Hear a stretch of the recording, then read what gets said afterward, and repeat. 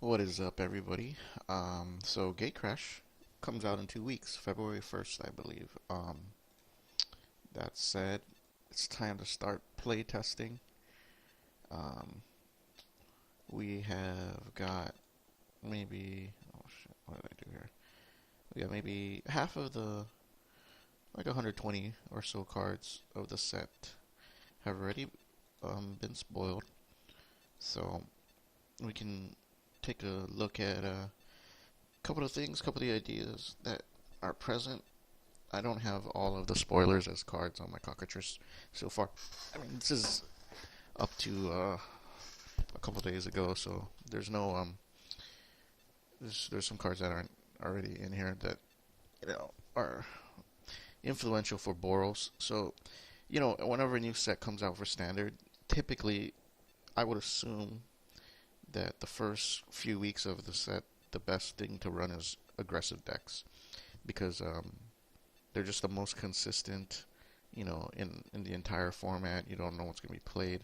Um, that said, red deck wins is a pretty crazy deck, and from what the spoilers show so far, Boros, red and white, looks like it'll be a pretty uh, front runner for one of the very toughest decks to deal with.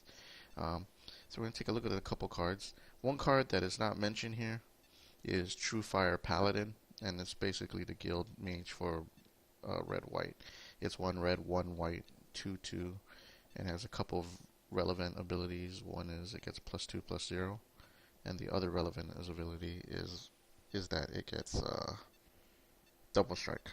So I don't have that card spoiled on my list here, so that's why it's not in here. But I definitely would find room for three of those because it's red white. It's not very consistent as a turn two play, and its true value comes like on turn 3 or 4 when it's soulbound with the Silverblade Paladin, and you can pump it to +4 or +2/+0. Um, we don't have that, so we're just gonna. I'll just show you my list without it. Let's just look at creatures first. For one drops, we're going with Champion of the Parish and Judge's Familiar. Only 8 one drops. Usually on play like 8 to 10. So we're kind of skimping on one drops here. Kind of hoping that we get these. Champion's pretty, fairly self-explanatory. We're running a humans deck, so we kind of either want to push multiple champions or go straight into bigger humans and kind of just let this guy grow. So 4 champions, 4 Judges Familiar. I think, if we are expecting like red deck wins, like RDW, things like that, maybe this doesn't belong on the main board. I just feel that there's a lot of relevant stuff you want to stop, even if the deck is like your opponent's decks are aggressive, because they could be. I mean, if you're challenging RDW or even the mirror, people will be playing Boros Charm, Celestia Charm, Searing Spear, Pillar of Flame. So the disruption, the 1 mana disruption becomes really very relevant. And he's an evasive guy. He's a flyer, so I do like him. It's not too bad of a drop. For 2 drops, we got Ash Zealot, whatever. He's pretty good drop. It's double red, but our mana base, because it's a human and we're running Cavern, I mean, we can afford to play this guy, so I like him for Strike Haste. He's a very strong 2-drop. Lightning Mauler, when he comes into play, if you Soulbind him, and we're hoping to Soulbind him every time he comes in, he's going to have haste, so it's another 2 damage. He's nice. Precinct Captain, I don't know if we want to play 4 of these, but because I don't have Frontline Medic or True Fire Paladin in a spoiler, we're going to go ahead and try running 4. Um, he's pretty decent. He helps become aggressive. Kind of puts opponents on a clock, hoping them that they have, or praying for them that they have some kind of sweeper to get rid of your 1/1s, or just kind of put some kind of damage on the board. We also have 3 Thalias. Thalia's crazy, great disruption, and she's also a reason why we only run 7 main deck instance because she's such a disruptive tool. But first strike is good. 2/1 body. Only problem being that she's legendary, and that's why we run three because multiples in our hand just are gonna suck. For the 3 drop, we only have Silverblade Paladin. Um, there are other options that have been spoiled, like Frontline Medic and stuff, and we'll go over that in a little bit. But yeah, Silverblade Paladin is probably the most aggressive, hasty 3 drop. And I mean, yeah, sure, he doesn't swing on the turn he comes in, but he has, for an aggressive deck, he'll have immediate impact on the board, sans any kind of removal that your opponent may have done to your other creatures. So he's definitely a powerful guy. And we curve out at Hell Rider.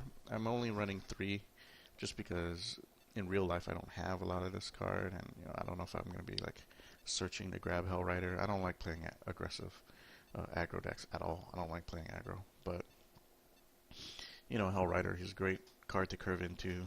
Kind of just deals that extra damage. You're looking at like, when you drop in him on turn 4, you probably have 3 to 4 creatures out already. So, him coming in is an extra 4 to 5 damage, just direct damage without even just dealing combat damage. So, that's cool for what we got for creatures, a bunch of creatures here. For instance, we are only running 3 Searing Spear. Nice little versatility with that card, and 4 of the newest charm, Boros charm, which is arguably one of the best charms printed. Let's check the modes here. So the first one is deal 4 damage to target player, and the second one is you get indestructible, or all your permanents are indestructible. So that is very, very solid against a turn 4 verdict. Or target creature gains double strike until end of turn. So these are all 3 very relevant abilities for aggressive human decks. So definitely Boros Charm is a card that we want in there. For lands, I'm going 4 Cavern of Souls. This will help with the double white and double red casting costs of a lot of our humans, and this is a reason why we're playing human.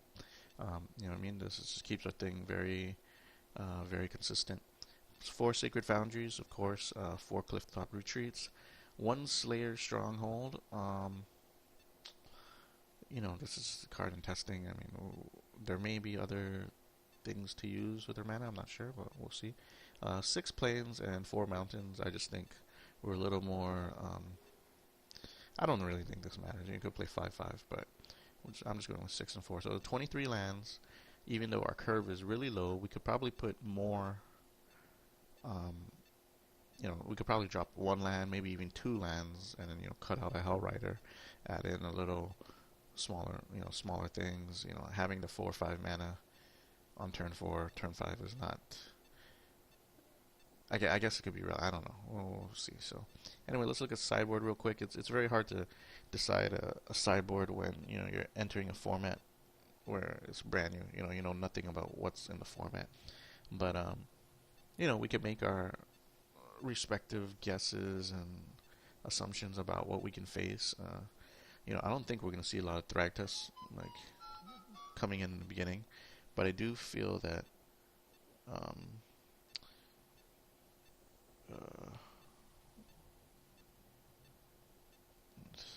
anyway, I do feel that there's a couple things that you can generally be aware of right off the start of the format. So we can't expect aggressive decks, but we in itself are an aggressive deck.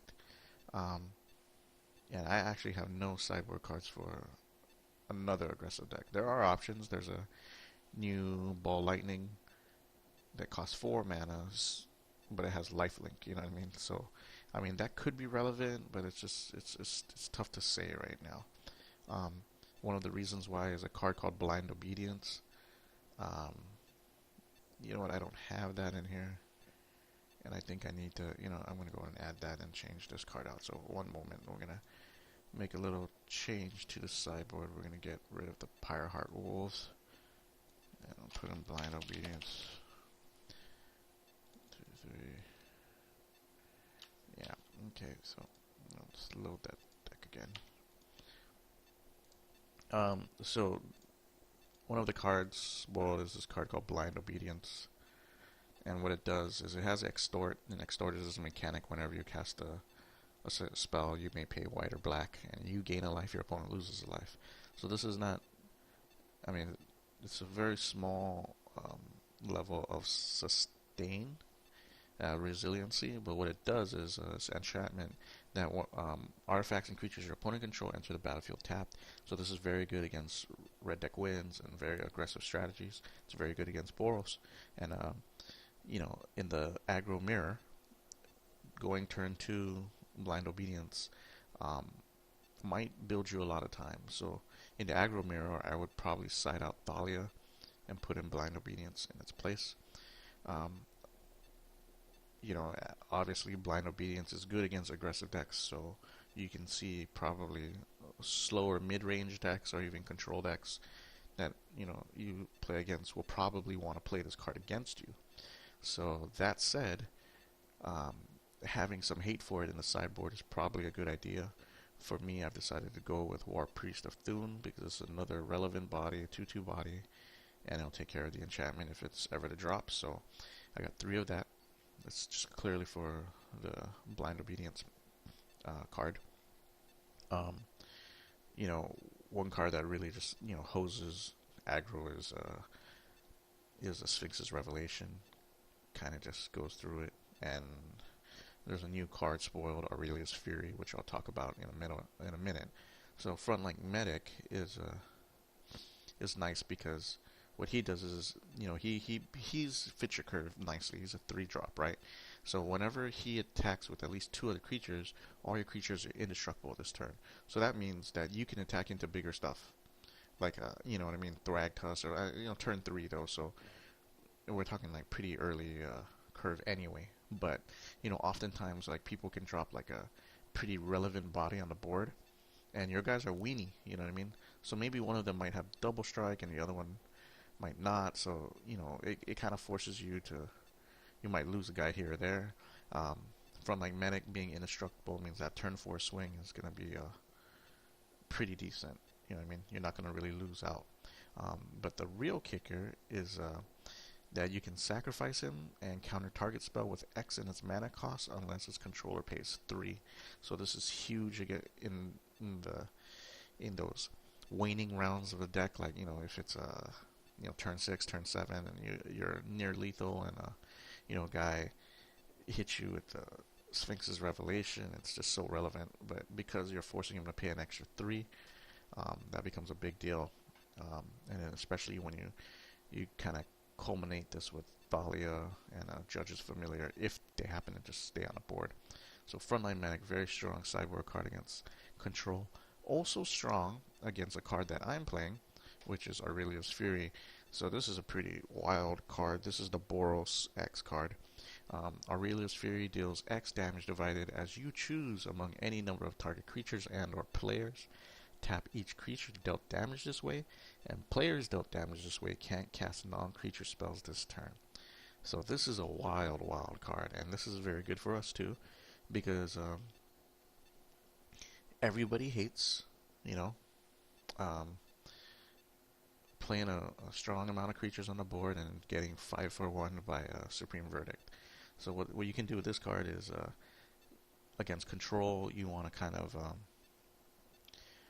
during your opponent's upkeep, you cast this and do whatever you want, but you just at least make sure you deal that 1 damage to your opponent, forcing him to not be able to use his instants and sorceries, meaning he can't Sphinx's Revelation on the turn, he can't Supreme Verdict, he can't Aetherize, he can't bump your creatures back. It's a very strong play. So, and remember, this is not only good against control, it's also good against mid-range, it's also good against Thragtusk. This is an effective way to tap down an opponent's board, because you don't even have to kill creatures. You deal 1 damage to a creature here, 2 damage to another creature here, kill this creature, tap this Thragtusk. It really allows your smaller guys to kind of get through on your opponent's board. So yeah, this is definitely a card that we have to worry about if our opponents play, and that's why we play frontline medic, and we also definitely want to play this card in certain matchups. So, I mean, this is possible that it could even be a main deck card. I mean, it's just so versatile. I mean, we're talking for 4 mana, you can kill a creature here, another creature here. It is versatile. So, um, we'll see what we can do with it.